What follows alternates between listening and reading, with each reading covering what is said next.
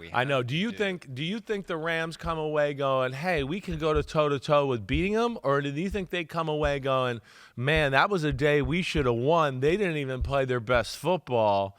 And damn, can we beat these guys? Like, there's a little bit of both to me here that would play out in your player's mind, because you go, yeah, we lost that one, but you also look at it and go, man, we could have dominated that one, and we still couldn't find a way to beat these guys. Are we going to be able to do it when we need to? It all comes down to how Sean McVay handles it. Yeah, because I think he could send that message of, we got them right where we want. I mean, right. We go in there again, we are not going to mess around. We're going to learn from this, and we're going to kick their asses.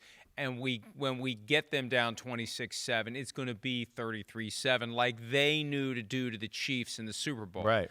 You can't let them hang around. Right. They are the new you can't let them hang around team. Yeah, they are. And if we can't wait to go back there in January. We almost beat them last year in January. We will beat them this year in January. More immediately, though, this is one of those one losses can become two if they're not careful, because they got the Colts next weekend. And the most immediate challenge for Sean McVay is to get these guys to flush this one. Yeah, forget about it. And not let it feel like it's hovering over them and it's some sort of an indication that this isn't the year they thought that was going to be. And they've got the leadership to do it. But, I'd be concerned about Matthew Stafford just because he's never going to say anything about how he truly feels. Right. He did look like he got banged around yesterday. It was just a rough physical game.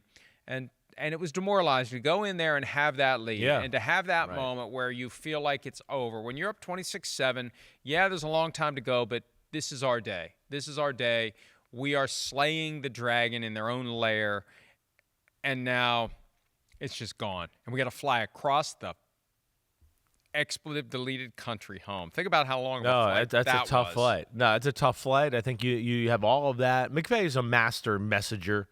So this is a team that I do think handles this. But at the same time, I think what's crazy about Philadelphia is, they're sitting here 3-0. They arguably just beat one of the 2 or 3 best teams in the NFC, down 26-7. And I don't think the Eagles have played really good football yet this year. And that's what's scary. I don't think it's really clicked. We saw it click for a quarter and a half right there. And even that, it wasn't easy. Let's look. Their 2 last touchdown drives, it was a 13-play, 87-yard drive. Their last touchdown drive was a 17-play, 91-yard drive. But again, I think it just speaks to, like you talked about, their ability to kind of stay even-keeled no matter what it is. The quarterback does that. And then they are great at keeping themselves in manageable situations late in football games, to where it's never 3rd and 20. It's never 2nd and 18.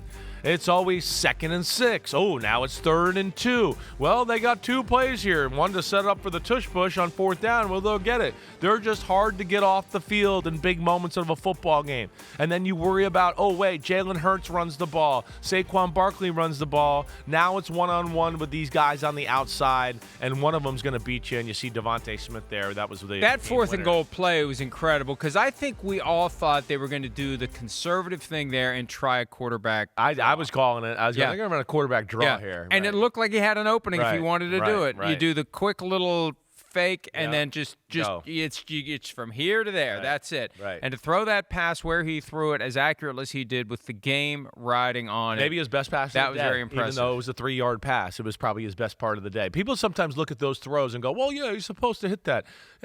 It's not as easy as you think. He's going to run a 5-yard out against tight coverage, and I got to put it right on the money to make it work for him so he can get over the goal line. That was a phenomenal throw. The Eagles just have that mojo, like you talked about, that we see great teams every now and then get.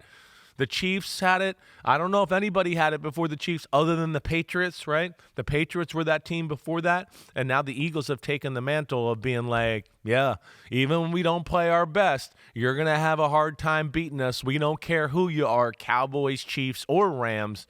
And that's what, Super Bowl teams do. You know that. I know that. We all know that. Hi, it's Mike Florio. Thanks for watching PFT on YouTube. Hit subscribe for the latest news and analysis from Pro Football Talk.